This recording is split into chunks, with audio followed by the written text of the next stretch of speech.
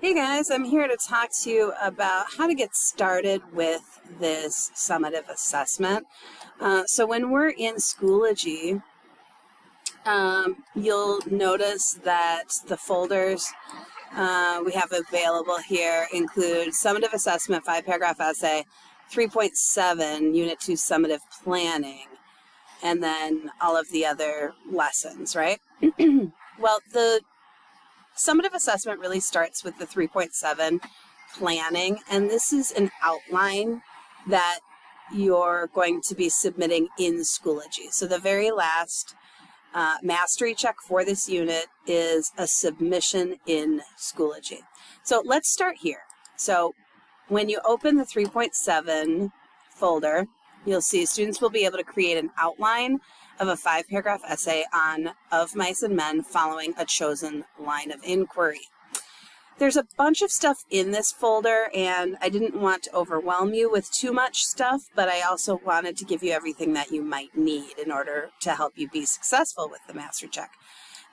So at first, or the very first item is how to write the 5-paragraph Of Mice and Men essay. This is a slideshow, and it has everything you need to know about writing a 5-paragraph essay, or this particular 5-paragraph essay in it. It might not be the very first thing you should go to, but it's a great resource when you have a question about a particular aspect of the essay. There's also a sample essay linked here. And then there are the lines of inquiry. So if you're in hour one is is where you want to go. If you're in hour three is where you want to go. And then where you're actually going to type up your outline is the 3.7 mastery check. Okay, so this might be where you go first, just to see, well, what does this thing look like? And if you click on the 3.7 mastery check, it will, let me open it up here. It's going to look like this. All right. There are samples in here that are in purple, so use those. As you go. The first example is of the line of inquiry. And so this line of inquiry is not one of your options, so you cannot use this one. But you'll see options that are similar to this one. It reads, what other dreams appear in the book besides George and Lenny's dream, and how do those dreams come true or fail to come true? So you are going to type in your line of inquiry right there, or copy and paste it. Where are you going to find those lines of inquiry? Well, let's go back to that 3.7 folder. So here are those lines of inquiry. Now, if I look at hour one, I'm going to see that there are some that are highlighted. And if they're highlighted, that means they've already been chosen by someone else. And so you need to pick a different one. Okay?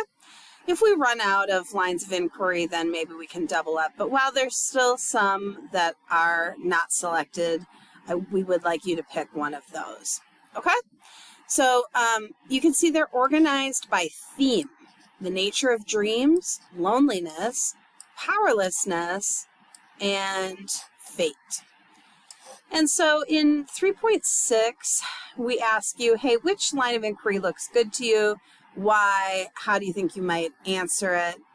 And this is where you want to go to see which lines of inquiry have been taken and which have not. Okay? Then for 3.7, that's when you actually start planning out your essay.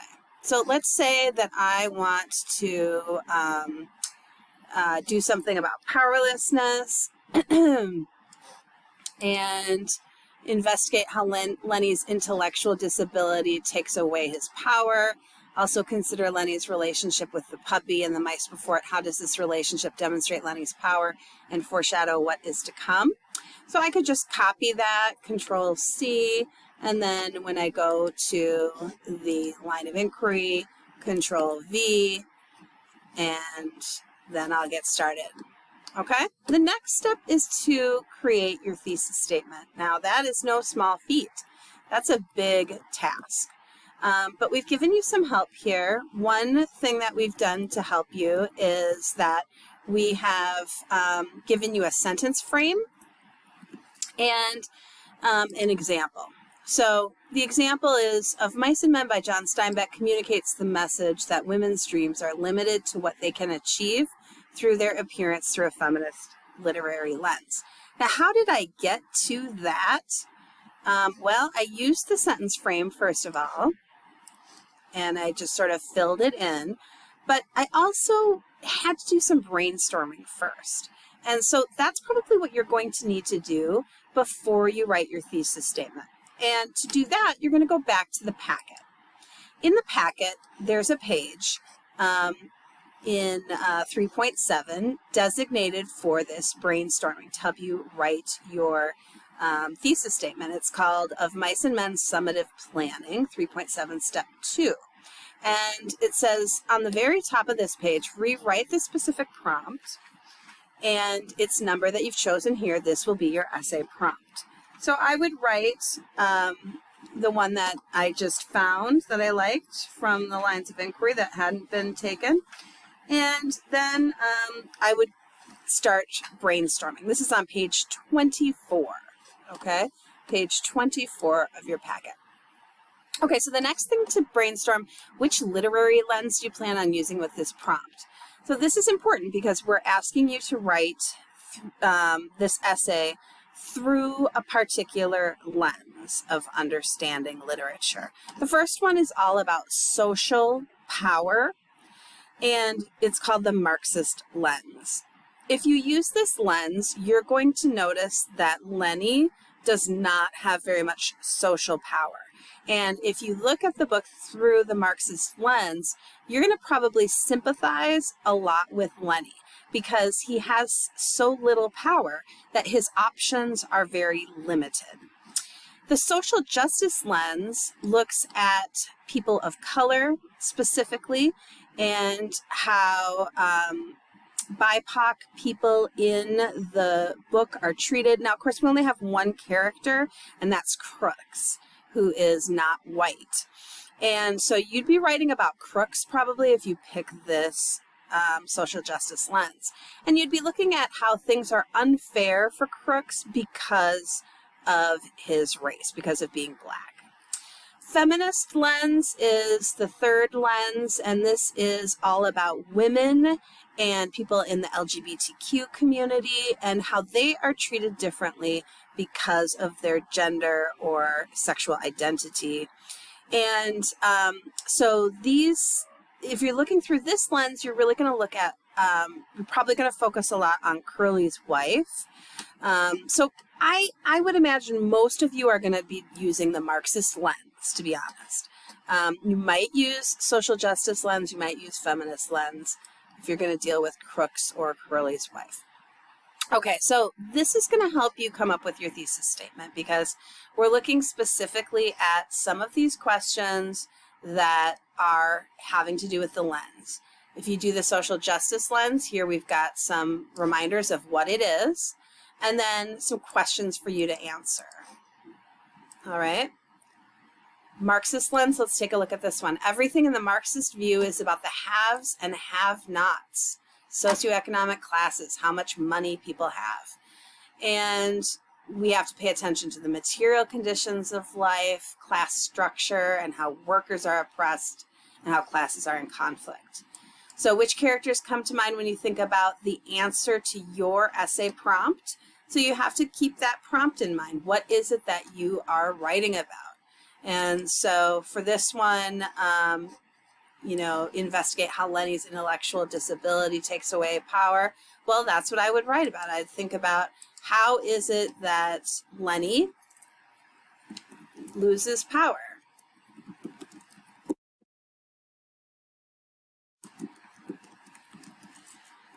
And so I might finish that sentence. Who has the most power? And when it comes to Lenny, I think at the very end, who's after him and how and why do they have power? That might be a good thing to focus on for this particular prompt.